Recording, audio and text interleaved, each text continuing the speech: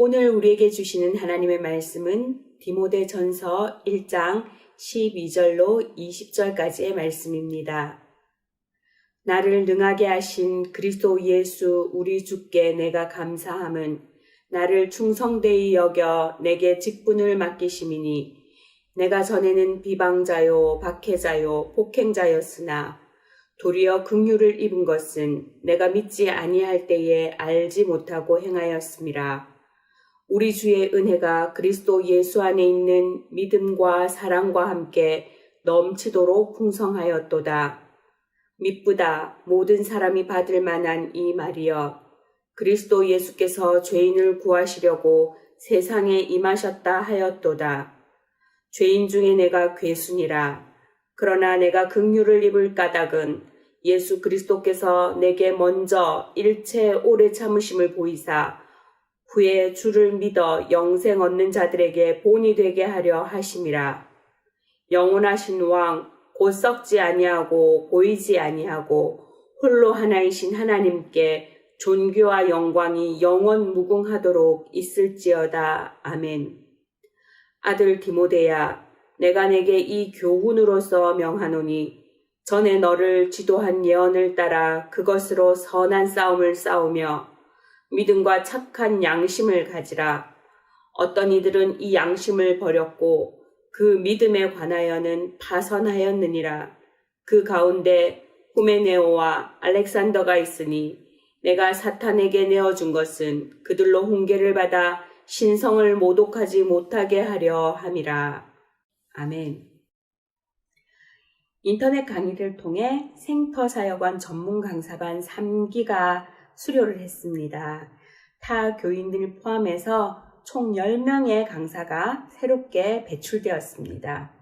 시기가 시기인지라 참 쉽지 않은 과정이었습니다. 조금 늦었지만 훈련을 마친 우리 3기 강사들에게 축하를 드리고 섬겨주신 1, 2기 강사님들에게 감사의 말씀을 드립니다. 이제 3기 전문 강사들은 성경을 하나님의 말씀으로 알고 그 안에 담긴 하나님의 말씀을 듣는 법을 전하며 권하는 권서인의 자격을 얻었습니다. 누군가에게 무엇을 가르치려고 하면 자격이 필요합니다. 그 자격을 갖추는데 오랜 시간이 걸리거나 또는 어려운 것일수록 권위를 갖게 되지요. 에베소 교회를 섬기는 디모데에게 바울은 거짓 교사들의 그 가르침을 반박하고 성도들을 미혹하지 않도록 잘 가르치라고 강조합니다. 그런데 여기서 놀라운 것은 거짓 교사들은 자신들이 특별한 지식을 가지고 있다고 또 족보를 가지고 있다고 권위가 있다고 말합니다. 그런데 정작 바울은 13절에 자신이 비방자요 박해자요 폭행자였고 그리스도인들을 회방하고 핍박하는 것이 하나님을 제대로 섬기는 것인 줄 알았던 무지한 사람이었기 때문에 사도의 직분을 감당하기에 가장 부적절한 사람이라고 말하고 있습니다. 그는 예수님을 만나기 전에 교회와 성도들을 박해하는데 앞장섰던 사람입니다. 사도행전 7장에 스데반을 죽일 때에도 주도적인 역할을 한 사람입니다. 그가 예수님을 만난 것도 박해로 흩어진 성도들을 잡아들이기 위해 다메섹으로 가던 길에 벌어진 사건이었습니다. 그렇기에 바울은 본인이 징계를 받아 마땅한 인간이지만 하나님께서는 징계 대신 긍휼을 베푸셔서 복음을 전하는 사도로 부르셨다고 말합니다. 내가 사도의 직분을 받은 것은 12절에 오직 그리스도 예수 우리 주께서 그것을 가능하게 하셨기 때문이라고 고백합니다. 그리고 14절에 그것이 넘치도록 풍성한 주님의 은혜라고 말합니다. 내가 어떤 자격을 갖추었거나 지식이 풍부하거나 무슨 공로가 있어서 사도가 된 것이 아니라는 것입니다. 우리가 구원을 얻게 되는 것도 직분을 받은 것도 모두 다 하나님의 은혜라는 것을 말하고 있습니다. 이어 15절에 예수님은 이 땅에 의인이 아니라 죄인을 부르러 오셨다는 것을 강조합니다. 그리고 다시 한번 자신을 나는 죄인 중에 괴수라고 고백합니다. 이것이 복음의 핵심입니다. 우리는 복음을 전하라고 합니다. 교회가 할 일이고 우리의 사명이 복음을 전하는 것입니다. 복음을 전하는 일은 명령입니다. 그런데 정작 복음을 제대로 알지 못하고 엉뚱한 것들을 전하는 경향이 있습니다. 그런 경우들이 있지요. 예수 믿으면 복 받습니다. 예수 믿는 사람들은 착하고 선하게 삽니다. 교회에 다니는 사람들은 좋은 일을 많이 합니다. 교회는 사회에 선한 영향을 미치는 좋은 일들을 많이 합니다. 맞는 말이고 좋은 말입니다. 예수 믿는 사람들이 잘 살아야 합니다. 교회가 선한 일을 해야 합니다. 그러나 그것은 복음이 아닙니다. 그런 것들은 복음이 우리 가운데 들어와서 은혜를 알게 되면 변할 수밖에 없는 우리 인격의 변화이고 하나님의 모습을 닮아가는 성화의 과정인 것입니다. 복음은 내가 죄인이라는 것입니다. 나 같은 죄인을 위해 하나님께서 육신을 입으시고 이 땅에 오셔서 우리의 죄를 사하시고 구원해 주셨다는 것입니다. 율법을 강조하는 거짓 교사들 눈으로 본다면 바울은 절대로 구원받을 수 없는 인간입니다. 그런데 그런 나에게 긍휼을 베푸셔서 주님을 믿으면 영생을 얻는다는 진리의 본이 되게 하셨다고 16절에 말씀합니다. 예수님께서 나를 찾아오셔서 구원하신 것은 구원의 원리를 가르쳐 주시기 위함이라는 것입니다. 구원은 인간의 어떠함, 인간의 공로가 아니라 전적인 하나님의 은혜, 전적인 하나님의 주권적 선택이라는 것을 알게 하시려고 나를 택하셨다는 것입니다. 나 같은 인간도 구원을 받았는데 하나님의 은혜 안에서 구원받지 못할 사람이 없다는 것을 거듭거듭 강조해서 말하고 있는 것입니다. 그렇기 때문에 17절에 오직 하나님께 존귀와 영광을 돌린다고 말합니다.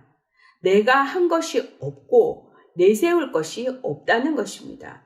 내가 칭찬받을 것도 없고 높임받을 자격도 없다고 선포하고 있는 것입니다.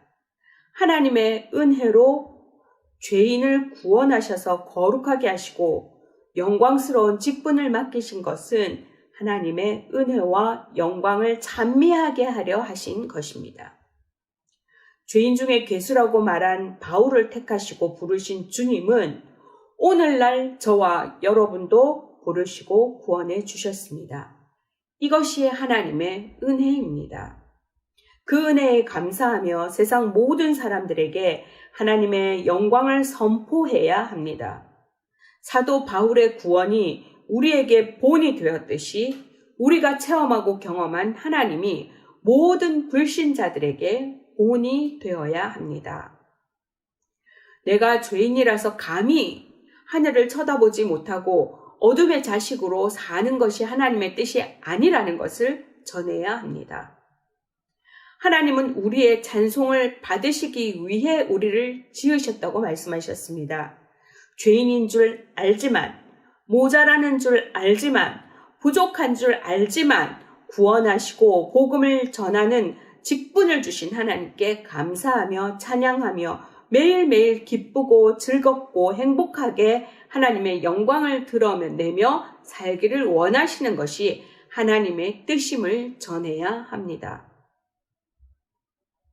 이제 18절에 아들 디모데야, 바울은 이제 디모데에게 선한 싸움을 싸우라고 도전합니다.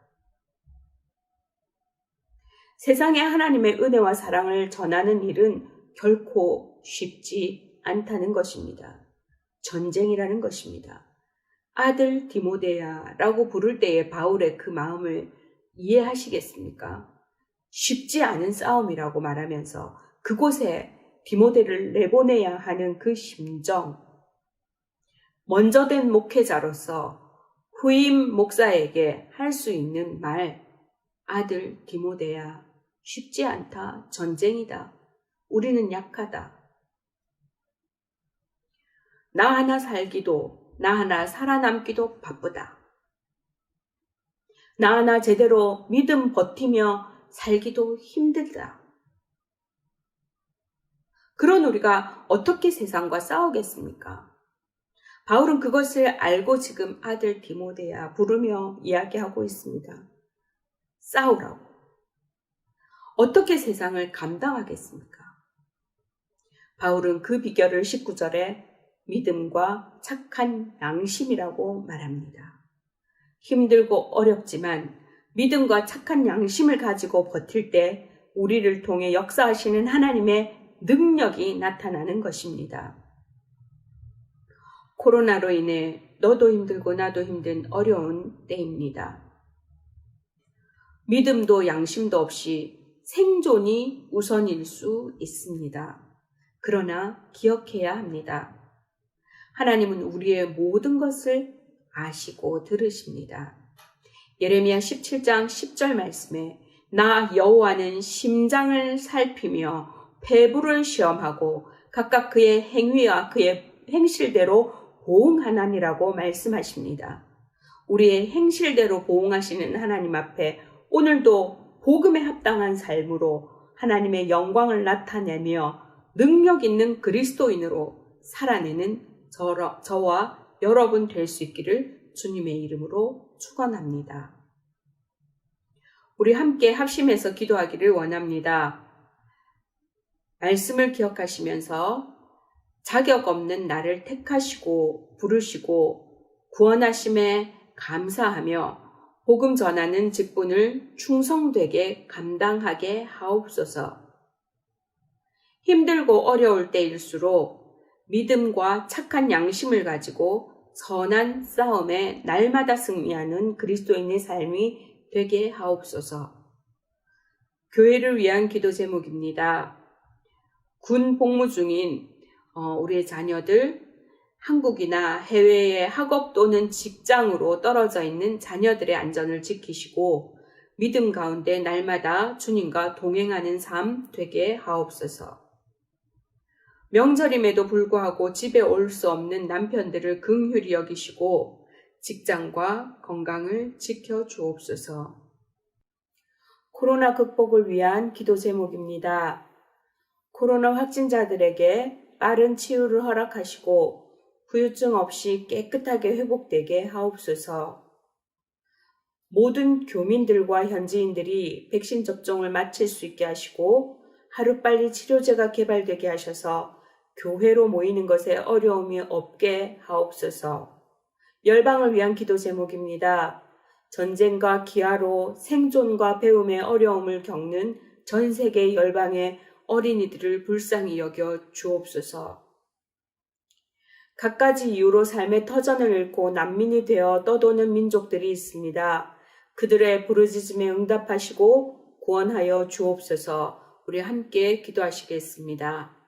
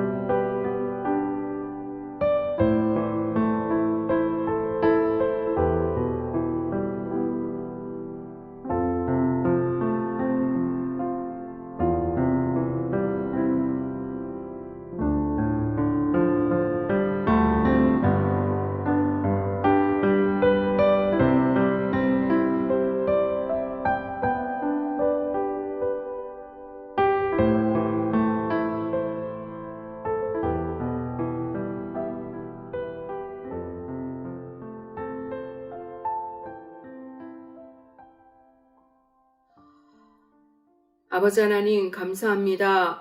오늘도 우리 자격 없는 우리들을 부르시고 택하시고 구원하심에 감사합니다. 또한 아버지 하나님 직분 주심에 감사합니다. 겸손히 아버지 하나님 앞에서 그것에 감사하며 충성된 모습으로 살아갈 수 있게 하여 주옵소서. 힘들고 어려울 때일수록 믿음 저버리지 않게 하여 주시고 착한 양심을 버리지 않게 하여 주옵소서. 세상 사람들처럼 아버지 하나님 세상에 그 물질에 흔들리며 아버지 하나님 악한 것들에 물들어 살지 않도록 경건되고 깨끗한 삶을 살아갈 수 있는 믿음이 있게 하여 주옵소서.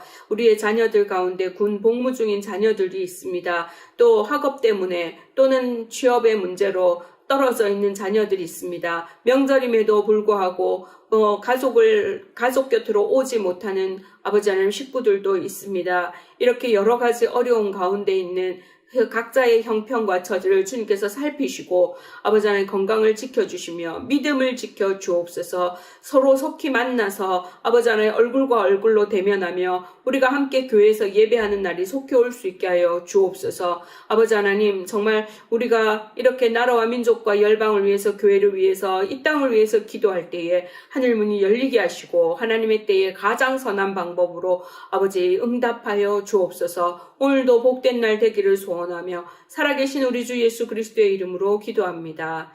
아멘.